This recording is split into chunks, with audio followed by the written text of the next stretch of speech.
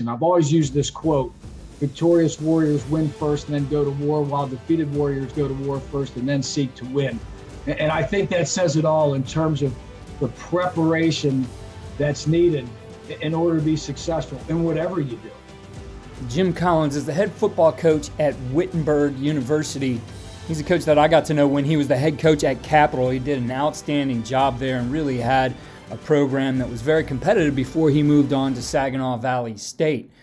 From there, he served as an analyst at Army, then went on to Dayton as the offensive coordinator, and now goes back to his alma mater as the head football coach at Wittenberg. And in this podcast, which we took from Lawrence First and Goal Clinic, the first part of his clinic talk, he talks about how much offense do you really need, and thinks about the situations that you're going to see over the course of the game. So I think this is an outstanding podcast to listen to at this time of the year as you start to plan what are you going to carry into this next season.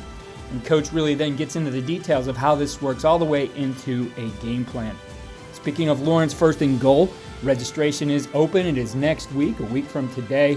The clinic will be in session with a great lineup of coaches, over 130 coaches right now. We expect to add a few more.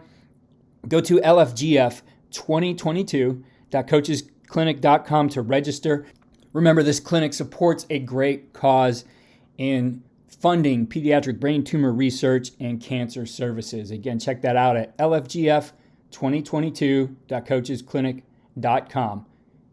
Here's a clinic talk from last year with Coach Jim Collins of Wittenberg.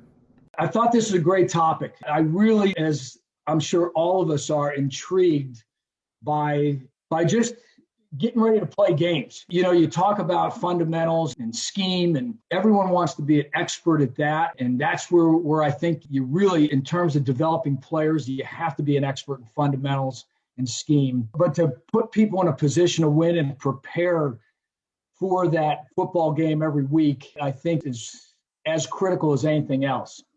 And just wanted to share some of the thoughts and ideas of the way we've done it, and it's evolved through the years, as I'm sure everyone else's game planning and practice organization has evolved. But just share some of the insights that we've used, especially the last few years as the game has changed and got even more in terms of situational football.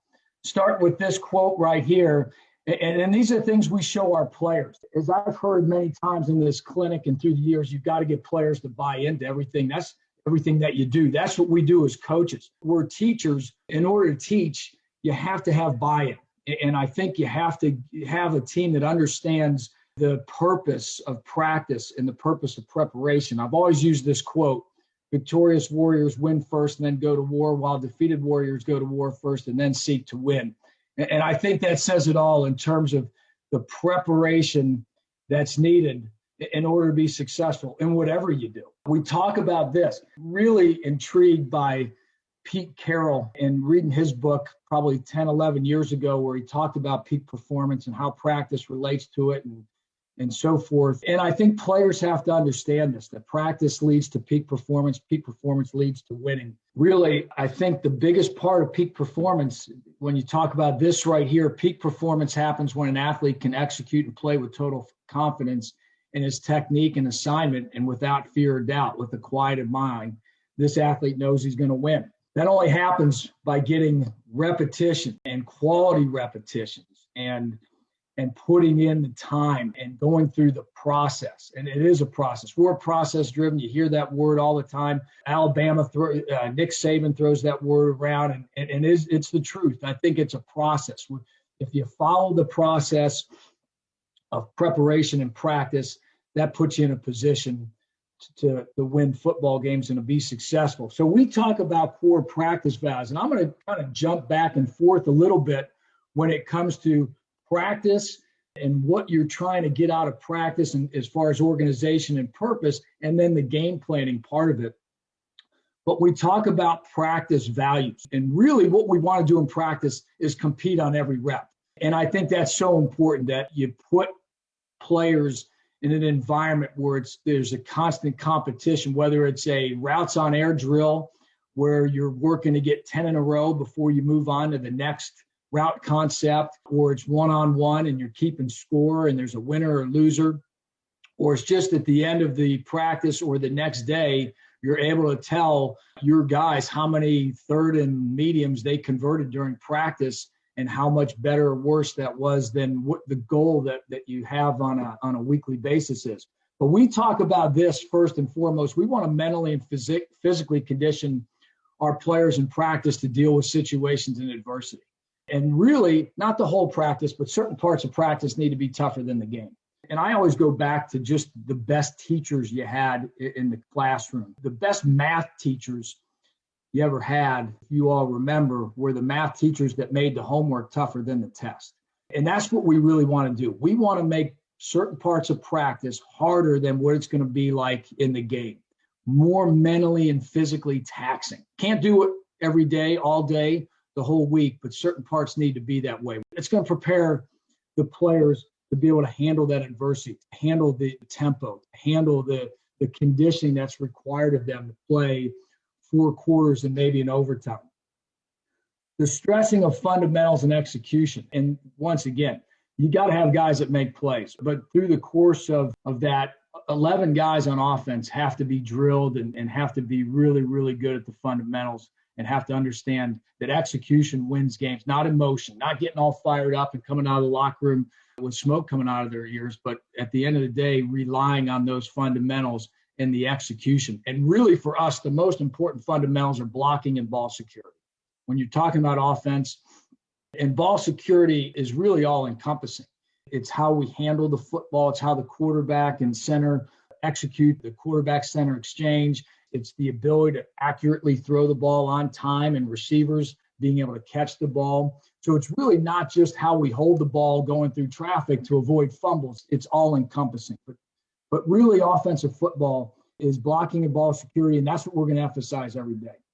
We're going to emphasize execution by maximizing reps. We're a no huddle team. We're going to practice fast. I always said, even if we ever decided to be a huddle team, we would practice as a no huddle team because it's the way to maximize reps and get in as many reps as you can. And I think that's so critical. As we said, repetitions, quality repetitions. And we're going to correct on the fly. We're going to grade film. We're not going to be real wordy with our corrections. We're going to correct on the fly. We're going to move to the next play so we can maximize reps. Still going to be a teaching environment, but what we want to do is get as many quality reps in the practice as we possibly can. We're going to also emphasize explosive plays. And it's important for our guys to understand that we're not just going to scheme up explosive plays by throwing the ball down the field or whatever, or trick plays, but we're going to work on finishing blocks. We're going to work on finishing plays in the red zone or in the end zone. We're going to run after the catch, et cetera. So we're going to emphasize explosive plays in practice. And then we're going to really prepare our guys for all the critical situations that come up during the game. And that's what our practices are. It's all situation. What you're able to accomplish by really being situational in practice is a player's ability to not just execute their assignment in those critical situations, but also to be able during a game to anticipate what call is going to come in from the sideline. So they know it's a base down and we're in the red zone. They know what to expect. They know what play that's going to come in from the sidelines because we practiced it that week in practice. On third and short, they know what play's coming in because we've practiced that situation and that play during the course of the week. The other things you have to emphasize, because if it's not emphasized in practice, it's not going to happen in the game, but the ability to play with poise, be disciplined, and avoid committing foolish penalties, because at the end of the day, those are the things that get you beat. So shifting that discussion from practice to core offense, in the offseason, we talk about this, and then into the game week, we're going to talk about this. And I think it goes hand in hand with practice. So these are really two parallel lines that work together throughout your whole strategic organization of how you do your offense. But number one, in your core offense, how many plays do you need? And that's what we talk about. Our plays have to fit situations. So we need situations, but we also need plays that can attack defenses and the different defenses we're going to see. I'm going to show you a graph in a second, but really at the end of the day, we all carry more plays than we need. And how many more plays you should carry than you need is really what everyone has to figure out, because you can only teach so much. But this is a discussion that we have as an offensive staff every year. How many plays do we need? Are we doing too much? Should we look at doing this and not doing that? So I think that's a strategic question, and it comes up when you start really analyzing what happens in each football game and during the course of a season. And we talk about football being a situational. Can you account for every situation that comes up in a game? And can you get enough reps in practice so that your players can become proficient at it? Ultimately, that's what question you have to answer. So it doesn't matter if you're running the wishbone, the triple option, the spread, the air raid, whatever it is. Can you account for every situation that comes up in a game, and can you get enough reps in practice? The last thing any of us want to be doing, in my 30 years of coaching, it's happened. And as a coaching staff, you regret it, but do you want to show up on Sunday morning and say, we should have done that, or I wish we would have done that, or I wish we would have prepared for that? And that's really, as coaches, what we're trying to avoid, that situation. The situation in a position where our players weren't prepared for that moment in the game, and ultimately that falls back on us as coaches. So really, all of our planning, when we put our core offense together, it's got to look at these situations right here, analyze these situations, and see if we have the things in our offense, and can we prepare our players on a weekly basis for these situations. And these aren't all of them. These are just some of them. But we talk about base downs at 1st and 10, 2nd and medium, in the open field and red zone. So, and 2nd and long, 3rd down, 4th down. Here's one of the things right now that's big in all levels of football is analytics. And there are probably more 4th down situations that the offense is taking advantage of and going for, rather than sending the punt team out on the field or the field goal team, than ever before. So being prepared on 4th down, and your team understanding the 4th down situation is different than 3rd down. 3rd down, you don't make it, you punt. 4th down, you don't make it, you're giving the other team the football. So it's not simply good enough just to practice 3rd down situations and think that can carry over to 4th down.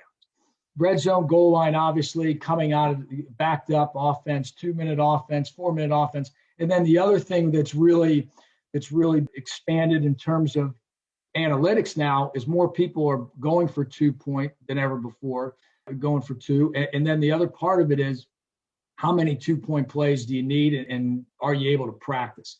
I'm sure everyone watched the game yesterday. The Rams had a great 2-point play in that game. You can't just go into the game with 1 or 2 2-point plays anymore. You may need 3 or 4.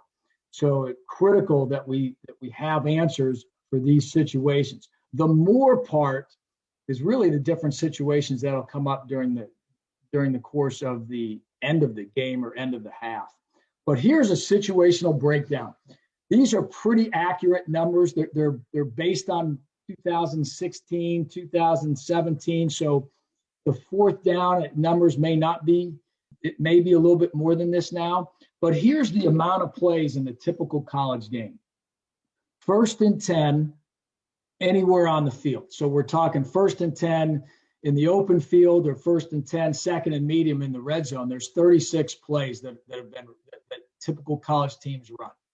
36 1st and 10s and 2nd and mediums during the course of the game. When you think about that, and if you were to split that up, if on 1st and 10 or on 2nd and medium, you ran the ball half the time and you threw it half the time, that's pretty good balance. You'd have 13 runs, 13 passes. And when you think about how many run plays you'll have going into the week, and then to only call it 13 times in those situations is pretty unique. So my point is, you really have to look at how many run plays are you installing every week. Let me go back here. 2nd and long, 10 2nd and longs. You better be prepared for 2nd and long, right? And what the goals are for 2nd and long. Our goal on 2nd and long is to get half the yards back. So if it's 2nd and 10, we want to get to 3rd and 5. There's 6, and this is and actually 10 2nd and longs in the open field, 3 2nd and longs in the red zone, 3rd and long, 6 in the open field, 2 in the red zone, 3rd and medium, 5 and 3, 3rd and short 3 times, and then 1st and goal twice. And so really, 3rd and short, typical game. Some people obviously have a couple more and a couple less, but 3 third and shorts. So how many third and shorts do you think you need to carry in practice going into a game if that situation's only going to come up 3 times? So this is an average game. I think everyone basically does their own research on their own team and figures these numbers out and can really set their game planning each week to this type of breakdown. And obviously in practice, that breakdown is consistent with this, but also consistent with the most taxing situations on your team. Obviously, 1st and 10 isn't as important as 4th down in a lot of cases. This play right here on 4th down could be the difference between winning and losing. This play on 1st down is just going to set you up for some of the other things. So obviously there's a little bit more of an importance during the course of a game on some of those situations. So what we do every week based on those looks is set up a game plan board. And I'm going to talk about the game plan board before I go into the actual strategy of game planning. But this is what we'll do. We've got a big game plan board that's got a section called base down runs. We already talked about it. If you split up your base downs 50-50, you'll get maybe 13 base down runs in the open field during the course of a game. Now, if you're a team that runs the ball heavy and doesn't throw the football, you may get 26 base down runs. If you're a team, last night you watched the Buffalo Bills, they didn't even run the ball in the first half very much. So they may have their base pass sheet may be more in this 26 range. But to keep things even, let's say there's going to be 13 and 13 during the course of a game. So what we'll do is we'll put 10 plays on a board. We'll put down 10 offensive plays on our base down run board. We'll put 10 plays on our base down pass. We'll have 2 or 3 gadgets. In our base down passes, we'll have play action, quick, drop back, sprint out, and screens. And that'll encompass the 10. We're going to have a second and long category. And as we already said, there's probably going to be 13 second and longs during the course of a typical game, potentially less or more, but we're going to script 4 each, runs and passes, on our game plan board. 3rd and short, we're going to put down 3 each, 3 runs, 3 passes. We know that there's going to be a total of 3 in the game. We're going to put down 3 on our game plan board, 3 runs and 3 passes that we like. And our 3rd and medium board, we realize there's probably going to be 8 calls. We're going to put down 3 runs and 5 passes. And our passes are going to be broken down into quick game, drop back, sprint out, and screens. Okay. And our 3rd and long board, we're going to do 2 runs and 5 passes, 3 drop backs, a sprint out, and a screen in that pass category.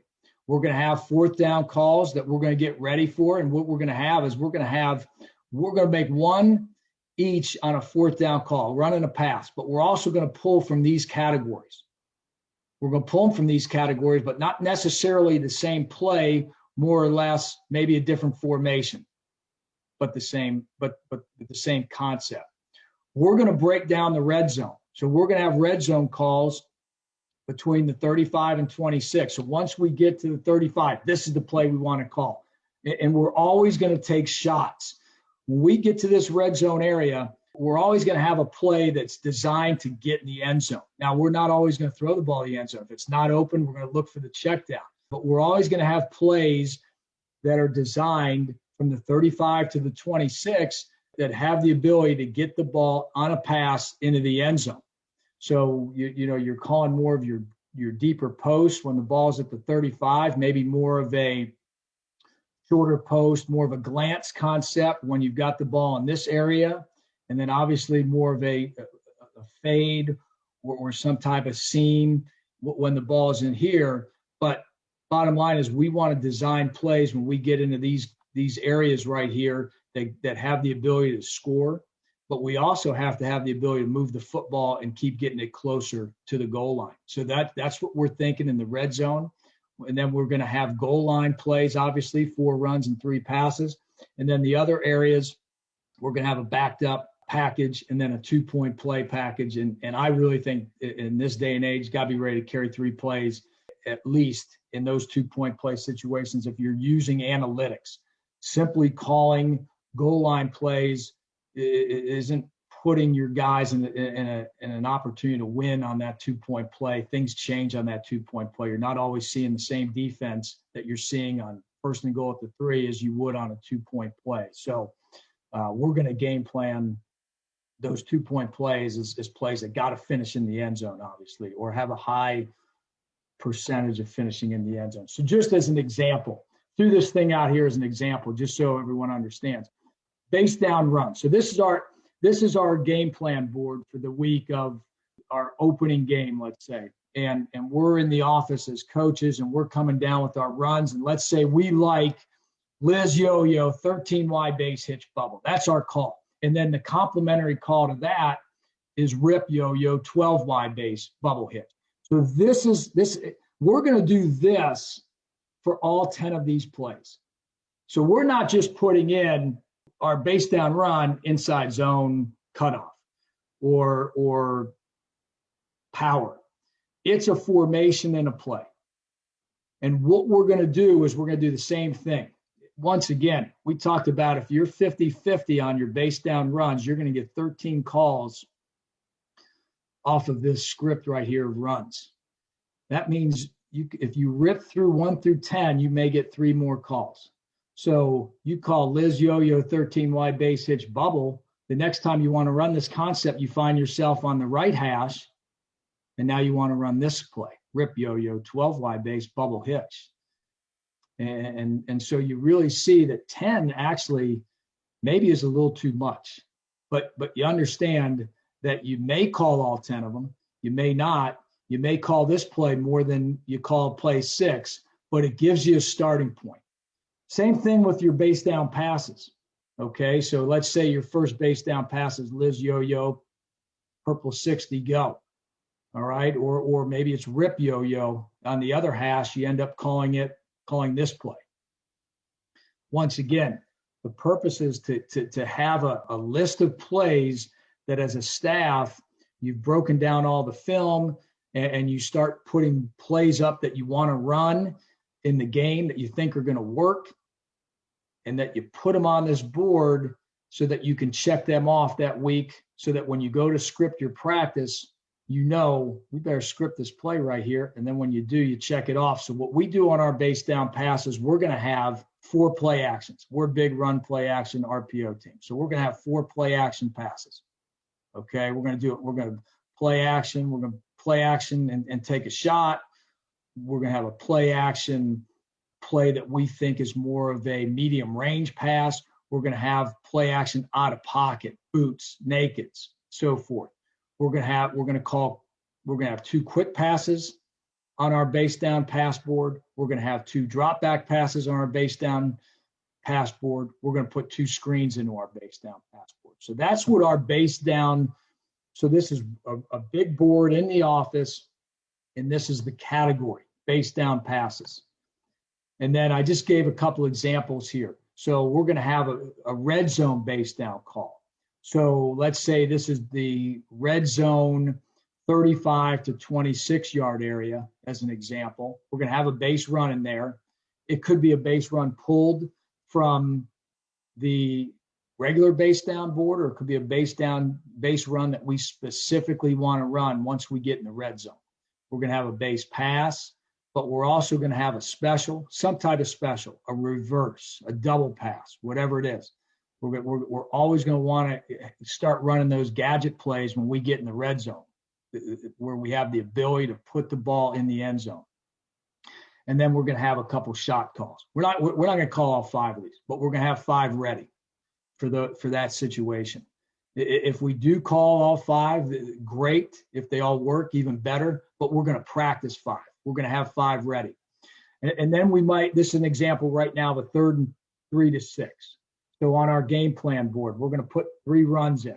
One of these runs is going to carry over to the end zone or to the red zone. So you may have a run that you like better on 3rd and medium in the red zone because it's 4 down territory. And once again, that's the mindset when you go into your game planning. Once we get in the red zone, what 4th down opportunity are we going to take advantage of? Well, if we get the ball inside the 35 yard line and it's fourth and less than 3, we're going to go for it. So one of these runs, well, we may not get 6, but we know we can get 3 or 4 and put ourselves in a situation where we're going to go for it on 4th down. So we're going to game plan a run specifically for the red zone. And then we're going to have our pass plays that go, that fit the category of 3rd and 3 to 6.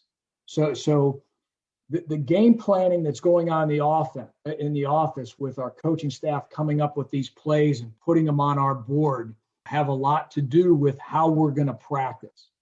So this is how we game plan. So once again, carrying things over from that idea of filling out a game board and understanding how we're going to practice, it starts with our game plan during the course of the week as a staff. So this is what we do. We're going to watch full games as a staff. We're not going to just sit there and have a breakdown. We're going to watch the full game, get an idea of how the flow of the game. And when I say full games of our opponent. We're going to watch it, and we're going to record the base fronts, coverages, and philosophies. Are they a pressure team, not a pressure team? Is it a 1-high team? Do they have a post player? Is it a 2-high team? And so forth. Odd front, even front. So just like everybody else, we're going to watch. We're going to come up with ideas. We're going to look at their personnel. And this is something that I think sometimes as coaches we do a great job of, other times not, but just finding the personnel that you can attack. A lot of times if you came up with a big play cut up, so you got a cut up of your opponents, runs over 15 yards, passes over 20 yards, sometimes there's a common denominator. Whether it's a corner that's overly aggressive on on move, so you think you can double move the corner, whether it's a speed factor on a certain individual, whether a certain defensive lineman isn't as good against the run as another. I know there was some years, and I think you see it a lot, at the small college level, there were years where there were NFL guys on that other side of the ball, but the guy on one side, the defensive end on one side was a true Division III player. The defensive end on the other side was a pro prospect. I don't think we ever ran at the guy on the other side. So coming up with personnel matchups that you think you can win at, rather than just going strictly through this is the front, this is the coverage, and this is their philosophy, I think is really helpful in terms of developing your game plan. Doing a situational study obviously is important. So you're going to want to know what teams are doing in these situations.